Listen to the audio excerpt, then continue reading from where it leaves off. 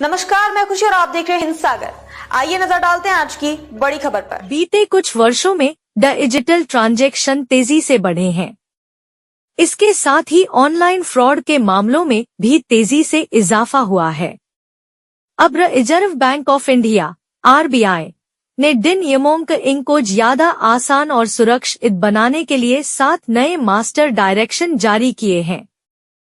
ग्राहकों की सुविधा को ध्यान में रखकर नए नियमों को 1 जनवरी से देश भर के बैंकों में लागू किया जाएगा।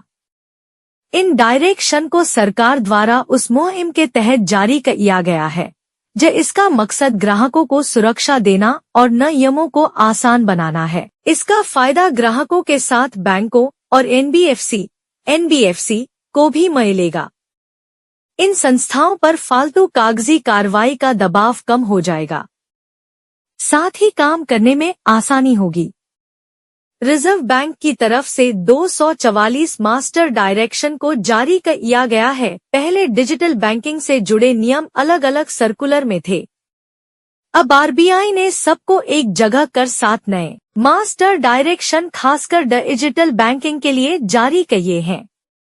इनके माध्यम से बैंकिंग से जुड़े नियमों को समझना और उनको फॉलो करना आसान होगा। किन किन पर लागू होंगे नए नियम? RBI के नए नियमों को बड़े commercial bank, small finance bank, payment bank, local area bank, regional rural bank, शहरी कोऑपरेटिव बैंक और ग्रामीण कोऑपरेटिव बैंक सभी पर लागू किया जाएगा।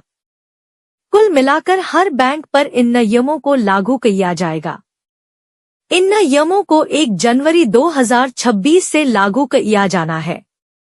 RBI द्वारा यह कवायद करीब 6 महीने से की जा रही थी। इस अभियान के तहत रिजर्व बैंक ने 5673 पुराने सर्कुलर को रद्द किया है। हर बैंक को बनानी होगी पॉलिसी। नए नियम के अनुसार हर बैंक को अलग से डिजिटल बैंकिंग पॉलिसी बनानी पड़ेगी। इस पॉलिसी के तहत लिखना होगा कि internet banking, mobile banking, UPI में कस्टमर का पैसा कैसे सुरक्षित रहेगा, लिक्विडिटी कैसे मैनेज होगी और इसी तकनीकी गड़बड़ी आने पर क्या करेंगे। में अब तक के लिए बस इतना ही। फिर होगी आपसे मुलाकात ऐसी एक और बड़ी खबर के साथ।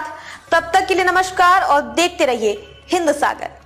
ऐसे ही लेटेस्ट अपडेट्स के लिए हमारे चैनल को सब्सक्राइब करें और तुरंत नोटिफिकेशन पाने के लिए बेल आइकन प्रेस करना ना भूलें। और यदि आप हमें फेसबुक के माध्यम से देख रहे हैं तो हमारे चैनल को फॉलो जरूर करें।